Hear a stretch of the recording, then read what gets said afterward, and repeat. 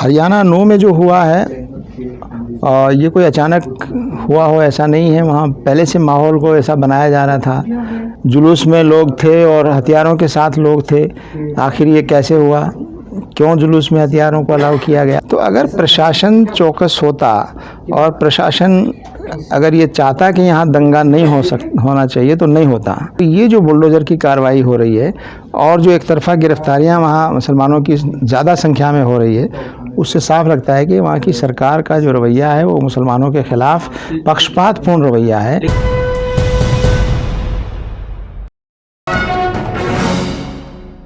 देश में जो हमारे मुल्क में जो हालात चल रहे हैं, पहले मणिपुर चल रहा था पिछले 3 महीने से, अभी भी चल रहा है, और उसके बाद 9 मेवात में इस तरह से जो दंगे हुए और मुसलमान पे ही आरोप लगाए जा रहे हैं, मुसलमान के पथराव करने वाले मुसलमान ही हैं। कैसे देखिए, मणिपुर में जो कुछ चल रहा है पिछले 3 महीने से, ये बहुत अब ख़तरनाक स्टेज में पहुंच चुका है और मणिपुर में वहाँ की सोसाइटी एक तरह से बट गई है। वहाँ लोगों के पास हथियार आ गए हैं। कहा जा रहा है कि लोग हथियार थाने लूट लिए गए हैं, लेकिन कुछ लोग ये भी कह रहे हैं कि वो हथियार लूटे नहीं गए बल्कि सप्लाई किए गए ख़ास कम्युनिटी को। वहाँ क्रिश्चियंस के चर्चेस पे हमले किए गए। वहाँ की कुकी और जो आदिवासी चर्च क्रिश्चियन महिलाएं हैं उनके साथ ज़्यादती हुई, बरहना करके उनको घुमाया गया। तो ये साफ नज़र आ रहा है कि वहाँ हुकूमत फेल हो चुकी है और जो हमारी यूनियन गवर्नमेंट है उसका रोल भी वहाँ जो है ऐसा लगता है कि वो कोई मौसर रोल अदा नहीं कर पा रही है और बिल्कुल कैओस है, वहाँ पर अराजकता की स्थिति है। तो ये जो सिविल वार जैसी कंडीशन वहाँ मणिपुर स्टेट में एक तरह से पैदा हो गई है, इसको रोकना सरकार की जिम्मेदारी है। और उसमें एक नफ़रत का पहलू भी सामने आ गया है, क्योंकि कुकी समुदाय जो है वो क्रिश्चियन मज़हब को मानता है और ज़्यादातर कुकीज़ क्रिश्चियंस हैं। तो एक माइनॉरिटीज़ के ख़िलाफ़ जो नफ़रत का माहौल है उसको भी उसके ज़रिए से बढ़ाया जा रहा है। हरियाणा 9 में जो हुआ है ये कोई अचानक हुआ हो ऐसा नहीं है। वहाँ पहले से माहौल को ऐसा बनाया जा रहा था और ये जो जुलूस निकाला गया उससे पहले वीडियोस चलाए जा रहे थे, प्रोवोक किया जा रहा था। उन वीडियोस के ख़िलाफ़ शिकायतें की गई, प्रशासन को आगाह किया गया। इसके बावजूद प्रशासन ने उन भड़काने वाले वीडियोस के ख़िलाफ़ कोई कार्रवाई नहीं की और प्रशासन खुद कह रहा है कि हम इतने लोगों के जुलूस में इतने सारे लोग आ जाएंगे, हमें अंदाज़ा नहीं था। जुलूस में लोग थे और हथियारों के साथ लोग थे। आखिर ये कैसे हुआ, क्यों जुलूस में हथियारों को अलाउ किया गया या लोग अपने आप लेकर आ गए, उनके ख़िलाफ़ कार्रवाई क्यों नहीं की गई? तो अगर प्रशासन चौकस होता और प्रशासन अगर ये चाहता कि यहाँ दंगा नहीं होना चाहिए तो नहीं होता। प्रशासन जब इस मामले में सीरियस नहीं रहता या उसको लगता है कि लोगों में डिवीज़न होने से ही उनको पॉलिटिकल फ़ायदा मिलेगा, तो वो ऐसी चीज़ें होती नज़र आती है। तो हरियाणा में हमको साफ नज़र आ रहा है कि चूँकि वहाँ इलेक्शन होने वाले हैं, कुछ दिनों के बाद असेंबली के इलेक्शन होंगे वहाँ, और उस इलेक्शन में फ़ायदा उठाने के लिए कुछ ताकतें वहाँ उन्होंने काम करना शुरू कर दिया है कि हरियाणा के माहौल को नफ़रत का माहौल बनाया जाए, पोलराइजेशन हो और फिर उसका फ़ायदा राजनीतिक तौर पर उठाने की कोशिश की जाए। तो ये जिस तरह की कार्रवाई इस वक्त हो रही है ये बहुत ख़तरनाक है। अब एक तरफा गिरफ्तारियाँ हो रही है, यकीनन कुछ गुड़गांव में और दूसरी जगह जिन्होंने मस्जिद पर हमला किया और कुछ और आगजनी की, उनमें से कुछ लोगों को अरेस्ट किया गया है, लेकिन एक बड़ी तादाद में मुस्लिम समुदाय के लोगों को वहाँ अरेस्ट किया गया। बड़ी तादाद में ऐसे लोगों के घरों को बुलडोज़ कर दिया गया है और घरों को गिरा दिया गया, बुलडोज़र चला दिए गए। आखिर एनक्रोचमेंट हटाने का क्या यही वक्त मुनासिब था? और कौन विश्वास करेगा इस बात पर कि हम एनक्रोचमेंट हटा रहे थे? साफ तौर पर नज़र आ रहा है कि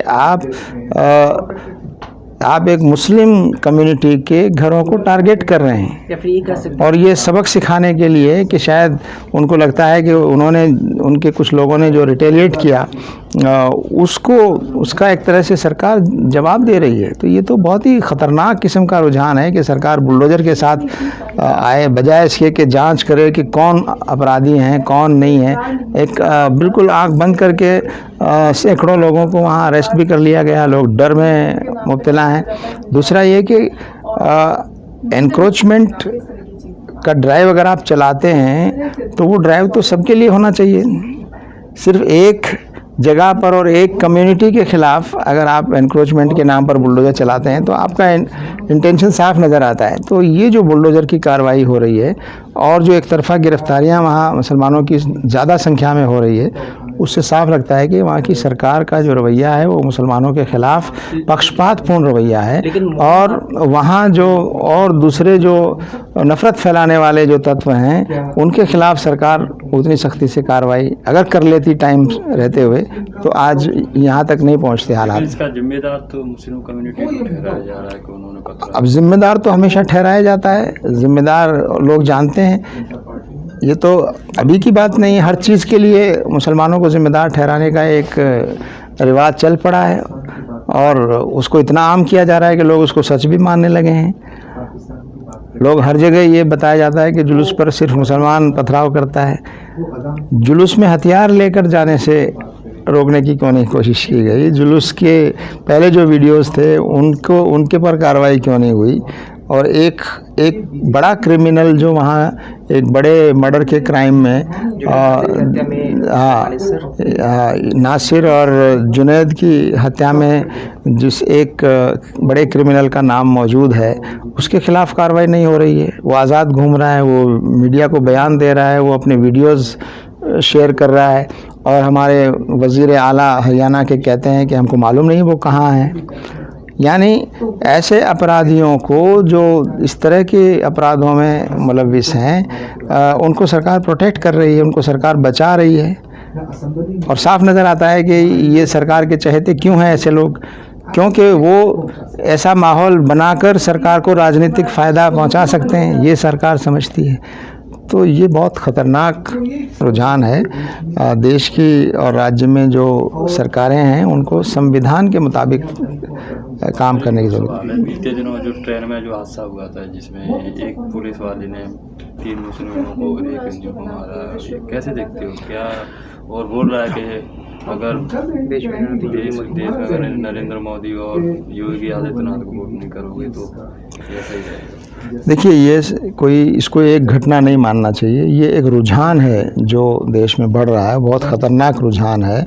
इससे अंदाज़ा कर सकते हैं कि एक गार्ड जो रेलवे पुलिस का जो गार्ड है जिसके पास हथियार हैं, उसका जहन इतना ख़राब हो चुका है कि वो मुसलमानों के ख़िलाफ़ जो है वो उनके ऊपर गोली चलाता है, अपने एक ऑफिसर को भी वो मार देता है और फिर वो ऐसा भाषण देता है कि जिसमें हमारे प्राइम मिनिस्टर और यूपी के चीफ मिनिस्टर की तारीफ़ करता है और लोगों को कहता है कि इस देश में रहना है तो इन्हीं लोगों को वोट करना पड़ेगा। तो साफ नज़र आता है कि ये एक मानसिकता है, एक सोच है जिसको बढ़ाया जा रहा है और ये एक बहुत ख़तरनाक सोच है। तो कहता है कि वो सरफरा है, पागल है, पहले भी उसमें देखिए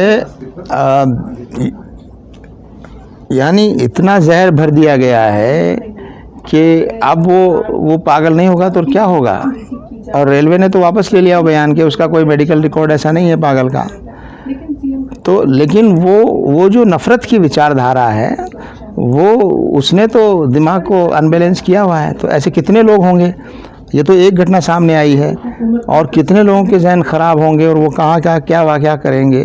तो ये बहुत चिंता की बात है। ये कोई एक घटना समझ के इसको नहीं छोड़ना चाहिए। सर 2024 का रुख किस तरफ जाएगा, कैसे देखते हैं? क्या ऐसे ही होता रहेगा देशों में? अभी लगभग 6 महीनों पिछले 3 राज्यों में दंगे हो रहे हैं और अभी चल भी रहा है, आगे क्या हो सकता है? देखिए, ये तो 2024 का इलेक्शन जो है वो मौजूदा सरकार के लिए बहुत क्रूशियल है। किसी भी हाल में मौजूदा जो पार्टी सरकार में है सेंटर में, वो चाहती है कि वो सरकार में बरकरार रहे, दोबारा चुन के आए। लग ये रहा है कि देश की जनता उनके कामों से मुतमईन नहीं है, अब सवाल करने लगी है। मीडिया का भी एक हिस्सा कुछ बोलने लगा है, उनकी पार्टी के अंदर भी अब सवाल उठने लगे हैं।